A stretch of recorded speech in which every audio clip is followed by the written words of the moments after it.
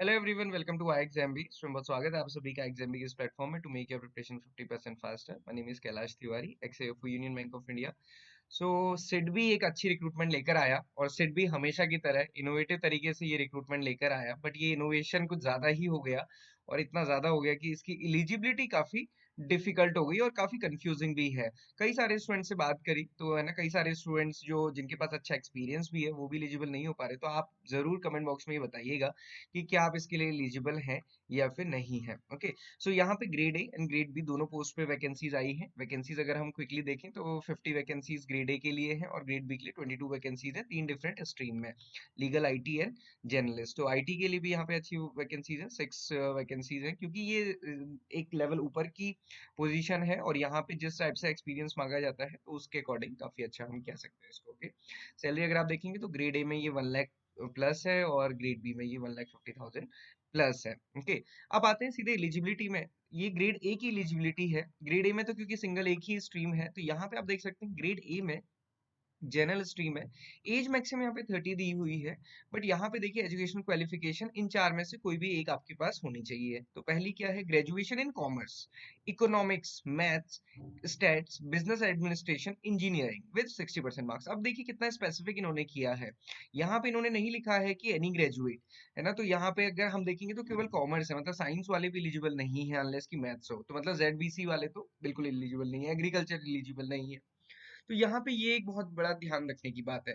Then similarly आप देख सकते हो कंपनी सेक्रेटरी का यहाँ पे रखा है, certified management accountant, CMA, ICWA, या फिर सीए, या फिर एमबीए, या फिर पीजीडीएम इन एनी डिसिप्लिन। यहाँ पे ये अच्छा किया है कि एमबीए इन एनी डिसिप्लिन लिखा है, ये नहीं लिखा है कि एमबीए इन फाइनेंस या फिर कोई एक ऐसा चीज। तो ये यहाँ पे एक अच्छा है ऑप्शन। तो जितने भी एमबीए स्टूडेंट्स हैं वो एलिजिबल हैं, ये आपको ध्यान रखना है। और कुछ भी है, मतलब आपने 2 ईयर का प्रोग्राम किया है मैनेजमेंट का, वो कहीं पे पीजीडीएम, पीजीडीबीएम ऐसा सब कुछ लिखा रहता है तो वो सारा कुछ एलिजिबल है। सिंपल सी बात आपको ध्यान रखनी है कि इसके इक्विवेलेंट है तो आप एलिजिबल हैं। यहाँ पे थोड़ा सा हम कह सकते हैं कि उन्होंने काफी स्पेसिफिक किया है। बट क्या है, अगर ये आप इसमें है, इस कैटेगरी में है या फिर इस कैटेगरी में फर्स्ट या फिर टू में है, फर्स्ट और टू में, then you need to have the experience. तो आपके पास क्या होना चाहिए, एक्सपीरियंस होना चाहिए। कितना, 2 ईयर का। तो यहाँ पे दिया है only candidate having this qualification they should have at least 2 year of experience. किसमें, क्रेडिट डिस्पेंसेशन इन एमएसएमई। और यहाँ पे बहुत क्लियरली मेंशन है दोस्तों, अगर आप बैंक में पीओ हैं और आप ऑपरेशंस में हैं या फिर रिटेल में हैं तो आप एलिजिबल नहीं है। तभी एलिजिबल होंगे जब एमएसएमई या फिर कॉर्पोरेट लेंडिंग में आपका वर्क होगा, है ना। वो यहाँ पे नीचे मेंशन किया है, किसी में भी आपने वर्क किया है तो आप तभी एलिजिबल हैं जब आपका वर्क एमएसएमई से रिलेटेड है। तो ये देखिए कितनी स्पेसिफिक क्वालिफिकेशन है। बट सिमिलरली अगर कोई चार्टर्ड अकाउंटेंट है या फिर एमबीए है तो उसको ये 2 ईयर का एक्सपीरियंस नहीं चाहिए। ओके, तो ये चीज आपको थोड़ा सा ध्यान रखनी है। एक्सपीरियंस किसको चाहिए, यहाँ पे एक्सपीरियंस होना चाहिए, यहाँ पे एक्सपीरियंस होना चाहिए, यहाँ पे no experience is required. So अगर आपका एमबीए है then you need no need to have the experience, ये यहाँ पे क्लियरली मेंशन किया है। सीरियल नंबर थर्ड और फोर्थ के लिए एक्सपीरियंस रिक्वायर्ड नहीं है।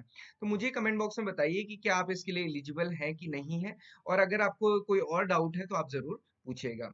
देन ग्रेड बी की बात करें अगर जर्नलिस्ट स्ट्रीम की, मैक्सिमम एज यहाँ पे 33 है। अब देखिए यहाँ पे इन्होंने लिखा है ग्रेजुएशन इन एनी डिसिप्लिन।